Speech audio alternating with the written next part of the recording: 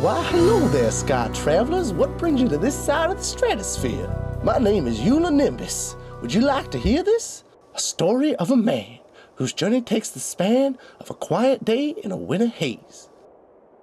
Oh, wow, that tickles.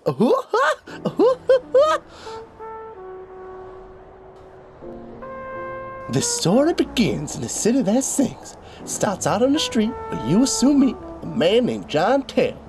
John Tell is short, sweet, and quick on his feet, but there's something he is missing.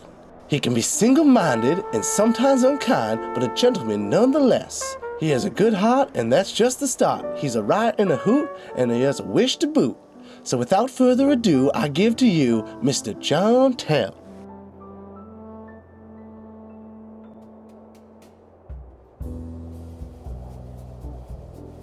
My name is John Tell, and I am far from well because I am looking for something. I will search the city until someone will give me what I am longing for.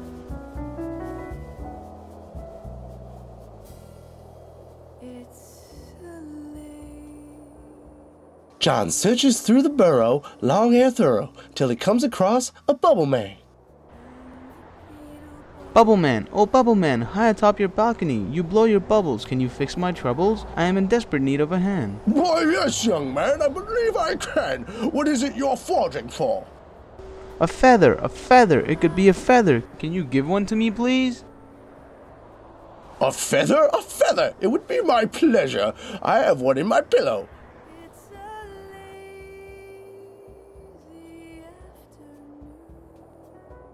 Oh, why, here you go. But the wind did blow, and it blew the feather away. My feather, my feather! Oh, this cursed weather! Now what will I do today?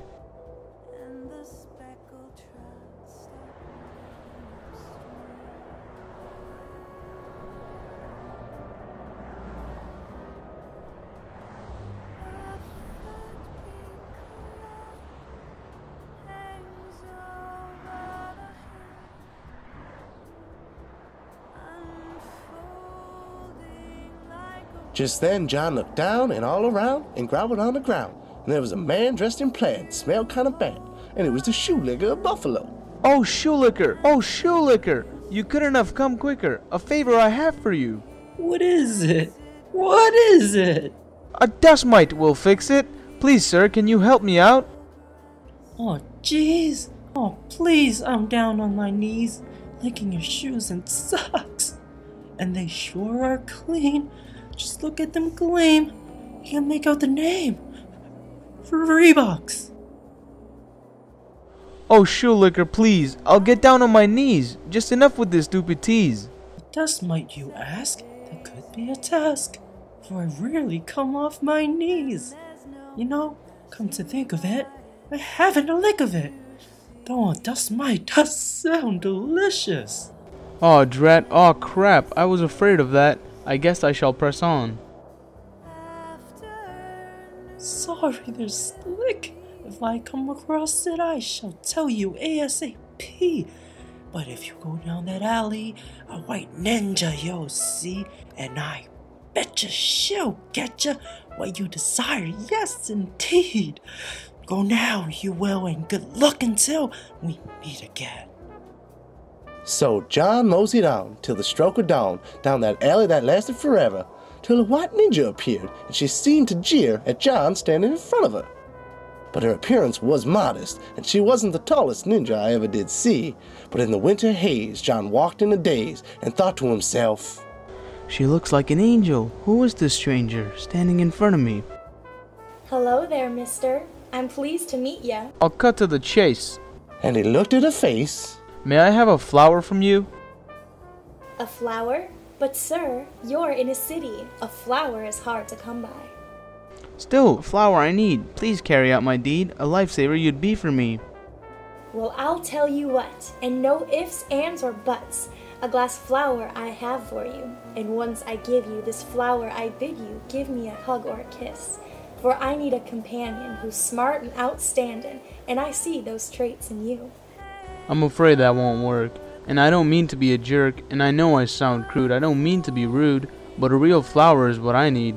Look in the park when it's quiet and dark. There's a troll down by the river. He has a green thumb, and he's in need of a chum, and a flower he can deliver. A finger, a thumb, that's ridiculous and dumb, for a finger is the last thing I need. White Ninja, I'm grateful, and though I sound distasteful, I do appreciate your kindness. My mindset's all weary and my hopes are now dreary, so I will leave you now in peace. John then turned the corner, looking quite mourner than any man I ever did see. And then John fell, and he couldn't quite tell just what he landed on, till a guy who screamed and yelped and seemed to be quite cranky as hell. Why, it was Screaming Gene, and again he screamed, "Man, you made me spill my sorted, quarters corded, collections collected in my non-inspected automobile housing quarters. It's congested, I confess it. All the heck with this mess, I've had it with this place." He had a sensitive smile that was as long as the Nile, but he did look awfully sad. He was beat up and broke, and this was no joke. Something was bothering him. However, John pressed on, and he felt a qualm run through his tired body. But the question he rose made Gene sniffle his nose. Do you know where I can find a cat, a dog, a dander, a lion? John began to start crying. A rat? A bat? A dander? A lion? Oh, a dandelion! I'm afraid I cannot help out. Then John spoke, that poor weary bloke. Oh, that's it. I finally quit. There's no more use in throwing a fit. No feather, no dust. No flower, just rust. In this rusty city, I'll give up. And then John began to walk and meander, mumbling some banter you could not understand or even care what he was saying. You were just hoping and praying that somehow in some way he would get that one day where he would get his way. With his head held down and his feet treading the ground, and the only sound was him crying and crying. But Screaming Gene held out his collar and began to holler. "My cat just passed today at half-mast. A friend I need, and it is a wish I'll heed, for I am lonely too. You see, I live in a car that can't go very far, but I'm willing to share it with you." John then turned around and heard the sound of hope and kindness and a friendship that's timeless. That collar might do the trick. And he took a whiff and smelled and sniffed and said, Ah! Ah! It's on the tip of my nose and I feel it in my toes. But that collar will not do. You see, my friend, I have come to the end. I've been through hell and I might as well delve into my misfortune. I shall expose what I fear and I hold most dear, so here it goes without contortion. Just then some men did turn the corner, and a woman too. It was the Bubble Man, the Shoe Licker, and the White Ninja, to name a few. And you wouldn't believe what they had brought with them. Why, it was the feather, a flower, a dust mite, and that combined with the collar, why, it made John Tail smell, feel, and yell, until he sneezed a sneeze that made him holler and wheeze, and they all yelled, "God bless you!" In the city that kept you echoed with reflecting sound, and John said with a smile, I was in search for a while for a sneeze just like that, and I begged and I pleased to find a sneeze inducer, and here you guys are, the sneeze producers. But what's more important, and you guys endorsed it, is my newfound friendships made today. You see, my name is John Tell, and I was far from well. I was in search for a blessing, and that sneeze did the testing. When you all said, bless you, it gave me my blessing to fulfill my wish I longed for. You see, I'm new in town and was lying around and in desperate need of some friends. So the story that began with a song and a jam ended on a happy note.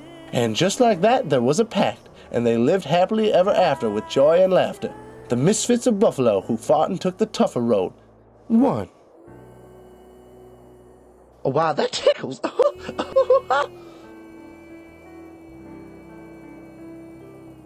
Hello again, newfound friend. I'm so glad you stayed for the end. Friendship is so important, you know, no matter how new or how old. Hold on tight to the bond you create, and forever you will have a lifelong mate. So long, new friend. I do hope we meet again.